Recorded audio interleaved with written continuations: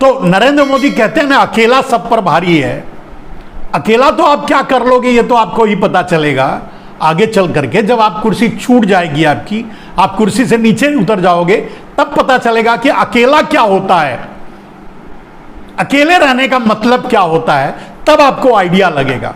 क्योंकि आप जिस तरह की राजनीति कर रहे हो, उसकी जो परिपाटी डाल रहे हो, आने वाला भी वही राजनीति करेगा और उसी तरह की राजनीति करेगा।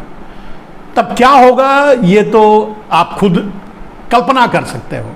हाँ, अब ये करो कि आजीवन आप इसी तरह से अपने छल, प्रपंच, कपट, धोखाधड़ी, झूठ, जुमला, मक्कारी से जीतते रहो, देश पर राज करते रहो, तो बात अलग है। वैसे भी भारत का कुछ यही हाल रहा है।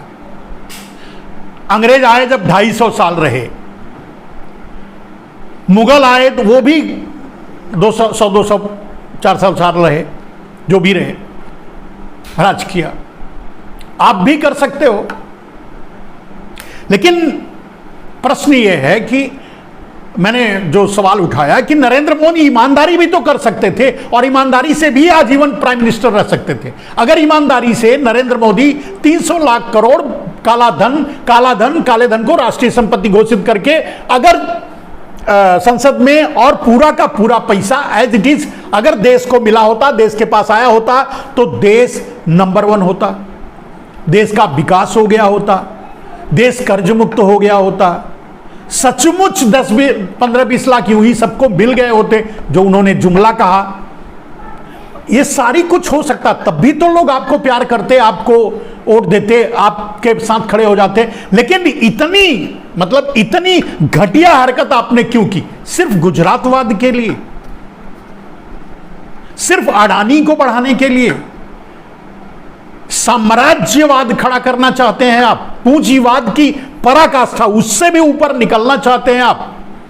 सारे देश पर चाहते हैं कि कुछ, सब गुजराती नहीं, कुछ चोर गुजराती चोर, कुछ गुजराती चोर, सब नहीं, कुछ गुजराती चोर इस देश पर राज करें, जो आपके समर्थक हैं, जिनको आप खड़ा करो। अडानी जैसे लोग क्या चाहते हैं आप? क्यों ऐसा किया? ईमानदारी से भी इस अपने जीते जी आप प्रधानमंत्री रह सकते थे, लेकिन बेईमानी के इतने बड़े दलदल में आप चले गए नरेंद्र मोदी जी कि अब घृणा होने लगी है, शर्म आती है। एक शब्द अगर कहीं टीवी चल रहा है और एक शब्द आपका कान में पड़ जाता है, बर्दाश्त नहीं होता। हम वही लोग हैं, भारत स्वाभिमानी, रामदेव जैसे भगोड़े यानी सलवार पहनकर भागने वालों की सेना के सैनिक हैं। आपके लिए बहुत लंबी लड़ाई लड़े हैं हम जैसे लोग। कि शर्म आती है, आपका एक शब्द सुनना भारी पड़ता है, कान में शीशे की तरह चुभता है।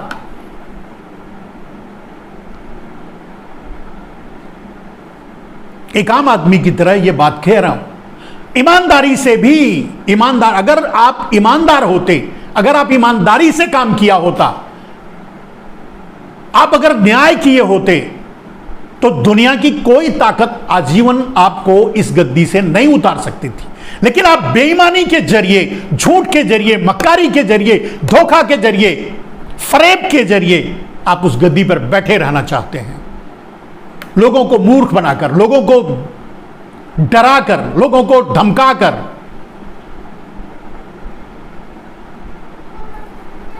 अगर हर आदमी, भले ही 200-250 साल अंग्रेज राज कर गए, ये बात अलग है, लेकिन कोई ना कोई तो आया, भगत सिंह, कोई ना कोई तो आया, चंद्रशेखर, कोई ना कोई तो आया, सुभाष, कोई ना कोई तो आया ना। आपकी लंका जलाकर राख कर देगा कोई ना कोई तो। क्या एक अकेले अगर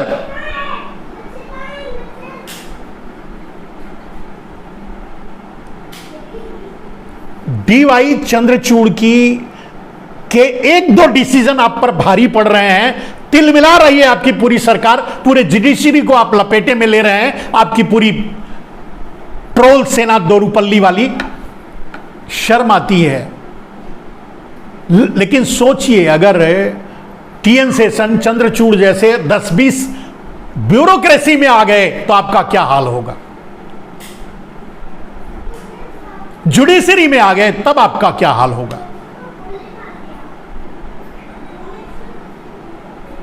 हर आदमी को आप राज्यसभा का लालच देकर मुंह नहीं बंद करवा सकते। और सबसे बड़ा सवाल कि आपने ये किया क्यों? जब अच्छे रास्ते से, जब सही रास्ते से आपको इस देश पर पूरे ताउम्र राज्य करने का अवसर मिला था, तो आपने अडानी वाला रास्ता क्यों चुना? चोरी वाला रास्ता क्यों चुना? धोखाधड़ी वाला रास्ता क्यों चुना? आपने 300 लाख करोड़ के लिए अपने ईमान, अपने धर्म, अपनी कुर्सी, अपनी जिम्मेदारी को बेच दिया। 300 लाख करोड़ जहां भी होगा पकड़ा जाएगा, यह देश उसे पकड़कर लाएगा। यह मुद्दा आगे भी रहेगा। वो चोर पकड़े जाएंगे जिनसे आपने हिस्सेदारी लेकर के छोड़ दिया, और यह भी अच्छी तरह पता है कि आपने छोड़ा क्यों।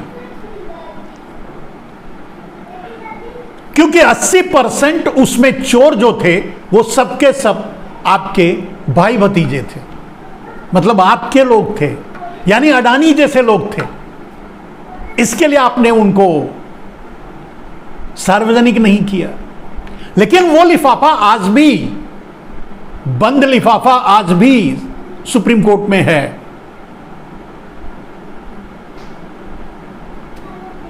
अगर सुप्रीम कोर्ट चाहे तो एक दिन भी आप उस गद्दी पर बैठ नहीं सकते। प्रधानमंत्री, आपने राहुल गांधी को संसद सदस्यता से बेदखल किया है, आप प्रधानमंत्री की कुर्सी पर बैठने लायक नहीं रह सकते अगर सुप्रीम कोर्ट चाहे। आज अगर सार्वजनिक कर दे सुप्रीम कोर्ट कि वो चोर कौन है, और जब पूरा देश जानेगा कि सब आपके भाई भतीजे हैं, तब क्या होगा? देश आपको किस नजर से देखेगा? और कितने लोगों को आप ईडी और आईटी से डराओगे, धमकाओगे?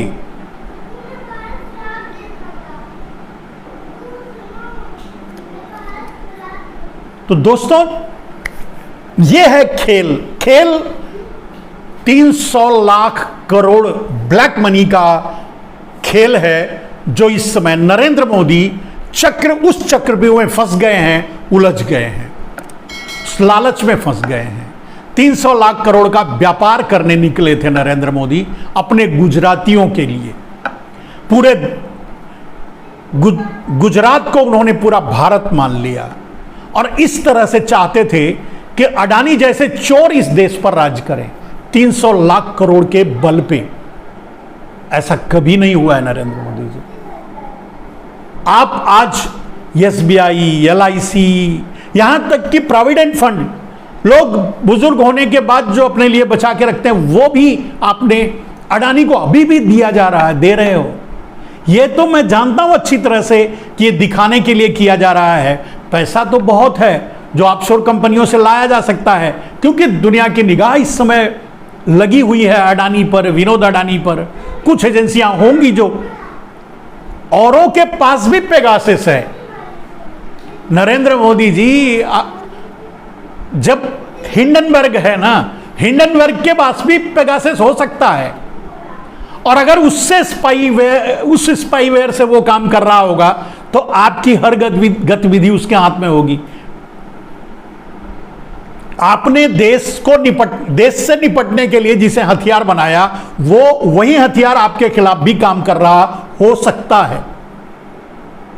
अडानी को बचाना अब मुश्किल है। सबसे उचित सलाह और बेहतर है कि आप देश के सामने माफी मांग लो, अपनी गलती स्वीकार कर लो, और काले धन को देश को लाने दो, देश को दे दो।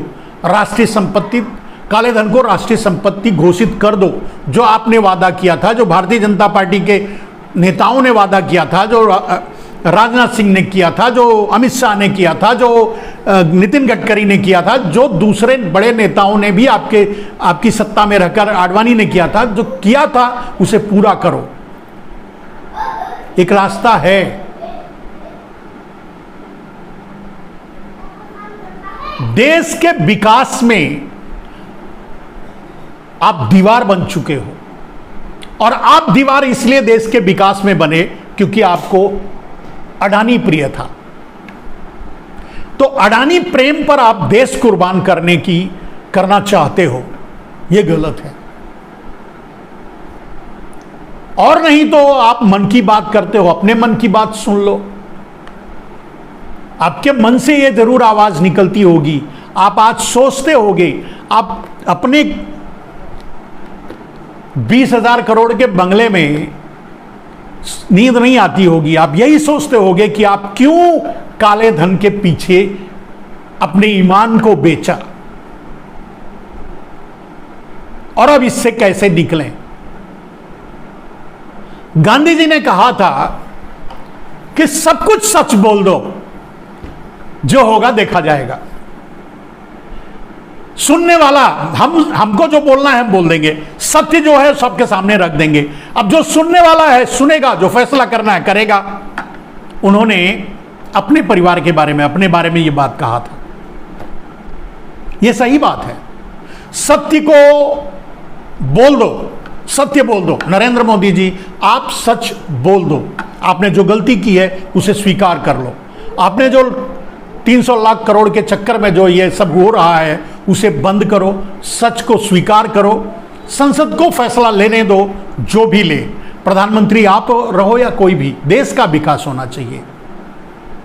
यह बहुत दुखदाई है कि 80 करोड़ लोगों के हाथों में कटोरा है, और अडानी दुनिया का दूसरे नंबर का धनी, और वो भी उन्हीं के पैसे से जिनके हाथों में आपने कटोरा थमाया है। ये तो अन्याय है। चलिए आज के लिए बस इतना ही। जय हिंद।